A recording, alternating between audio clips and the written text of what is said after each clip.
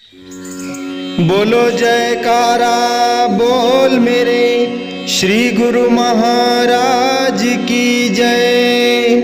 बोलिए साचे दरबार की जय। श्री आनंदपुरवासी भगवान की जय। समस्त भगत जी को जय सच्चिदानंद जी।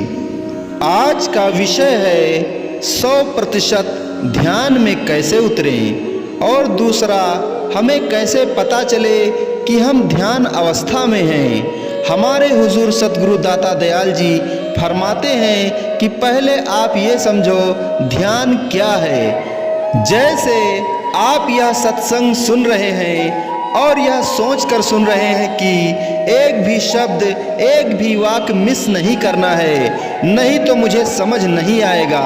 और आप एकाग्र होकर पूरे मन से हर वाक्य को ध्यान से सुन रहे हैं। अगर आपसे कोई बात करता है तो आप उसके बातों को पूर्ण रूप से समझ नहीं पाएंगे कि उस व्यक्ति ने आपसे क्या कहा।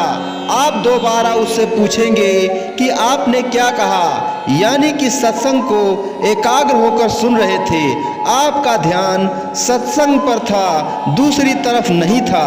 यही तो ध्यान है। और आप संसारिक मोह माया को, दिन भर की क्रियाकलापों को दिमाग से हटाकर ध्यान करने बैठेंगे, तभी ध्यान की गहराई में जा सकते हैं। चलो हम यह समझ गए कि ध्यान कैसे किया जाता है, पर एक प्रश्न यह उठता है कि ध्यान किस पर करें और क्या देखें और कहाँ करें। यह जानना हमारे लिए ज़रूरी हो जाता है। तो हमारे हुजूर सतगुरु दाता दयाल जी ने जो हमें अनमोल नाम की दीक्षा दिए हैं, वही हमारा मार्गदर्शन करेगा।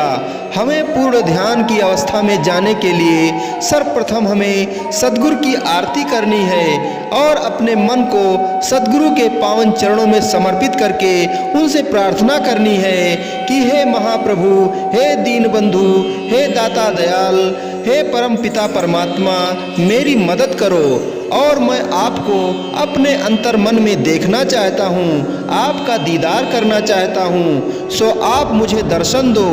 ऐसी प्रार्थना करके आप आसन में बैठ जाएं और मुंह को बंद करके 11 या 21 बार नाक से गहरी सांस लें और छोड़ें, और उस सांस से जो ध्वनि उत्पन्न हो रही है उसे सुने। तो आपको ऐसा लगेगा कि सतगुरु ने जो हमें नाम की दीक्षा दी है वही चल रहा है, वही ध्वनि उत्पन्न हो रही है।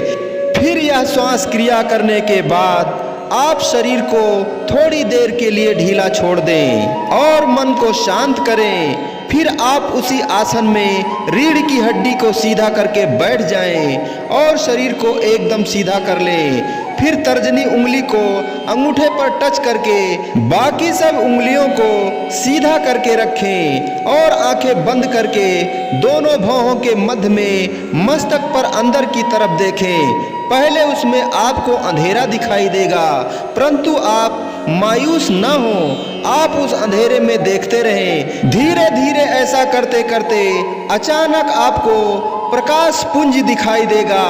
और इसके साथ साथ आपको यह भी ध्यान रखना है कि मेरे श्वासों में वही नाम चल रहा है, और महसूस भी करना है कि नाम नाक से होते हुए नाभि तक जाती है और फिर नाभि से मस्तक के उस स्थान पर जाती है जहां आप ध्यान लगाए बैठे हैं। वह नाम ही तो परमात्मा है, उसी को हमें देखना है। आपको अचानक एक सुई की नोक की जैसी प्रकाश पुंज दिखाई देगी, और जब आप उसे देखने की कोशिश करेंगे तो वह धीरे धीरे बड़ी प्रकाश में परिवर्तित हो जाएगा, परंतु प्रकाश हल्का होता जाएगा।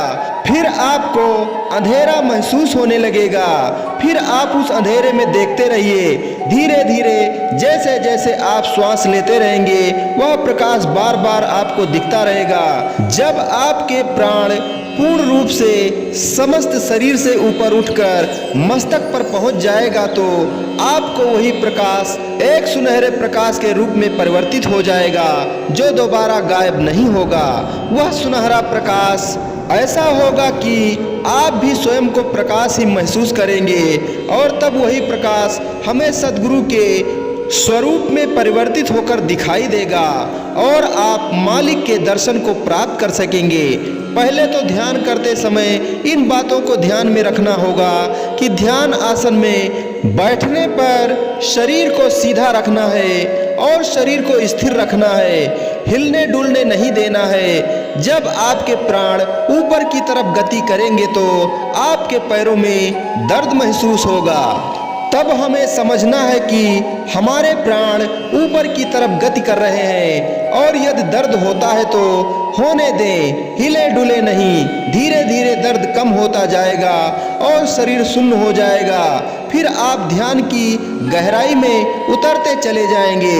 तो गुरुमुखों, सद्गुरु ने जो हमें पावन प्यारा नाम दिया है उसका हमें कीमत समझना चाहिए।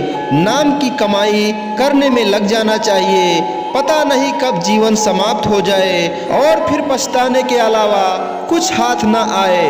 अब तो आपके प्रश्नों का उत्तर मिल गया होगा। अगर कुछ आप लोगों का प्रश्न है तो कमेंट बॉक्स में ज़रूर पूछें और जय सच्चिदानंद जरूर लिखें। तो यह वीडियो सभी गुरुमुखों तक शेयर करें ताकि सभी को मार्गदर्शन हो सके।